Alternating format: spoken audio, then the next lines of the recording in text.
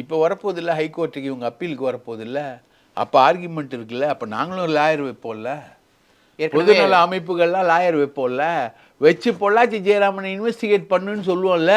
அப்போ ஒருவேளை கோர்ட்டு உத்தரவு விட்டுச்சுன்னா, ஃபர்தர் இன்வெஸ்டிகேஷனுக்கு உத்தரவு விட்டுச்சுன்னா தமிழக அரசு தானே பண்ணோம். சிபிஐ கொடுக்க மாட்டோம்ல. அப்போ பொள்ளாச்சி ஜெயராமன் மகன் எங்கே வராருன்னு பார்ப்போம். வர சொல்லுங்கள். அடுத்த ஆட்டம் ஃபர்ஸ்ட் இன்னிங்ஸு நீங்கள் அடிச்சிட்டிங்க, செகண்ட் இன்னிங்ஸ் சேசிங் நாங்கள் அடித்து காட்டுறோம். வாங்க, இது ட்ரையல் வந்து நீங்கள் ஹைகோர்ட்டில் கேஸ் போட்டால் எங்கள் பேரை பயன்படுத்தக்கூடாதுன்னா எப்படி உங்கள் பேரை பயன்படுத்தாமல் இருப்பாங்க? பொள்ளாச்சினாலே நீ தானே சார். ஒரு கோயில் வந்து அண்ணாமலையார் கோயில்னா யார் தெய்வம்? அண்ணாமலை தானே தெய்வம், அண்ணாமலையார் தானே தெய்வம், அவர் பேரில் தானே இருக்கும். பொள்ளாச்சி ஜெயராமன் இல்லாமல் சார் அந்த பார்லிமெண்ட் தேர்தலுக்கு முன்னாடி வரைக்கும் அது அதிமுக கோட்டை சார். அந்த பார்லிமெண்ட் பொள்ளாச்சி இன்சிடென்ட் நடந்த அந்த பார்லிமெண்ட் தேர்தலில் தான் வந்து பொள்ளாச்சின்றது அதிமுக கோட்டையிலேருந்து திமுகவாக மாறுது. இப்போவும் கண்டினியூ ஆயிடுச்சு. அது இந்த பார்லிமெண்ட் தேர்தலையும் கண்டினியூ ஆச்சு சார். முழுக்க முழுக்க நீங்கள் தான் சார்.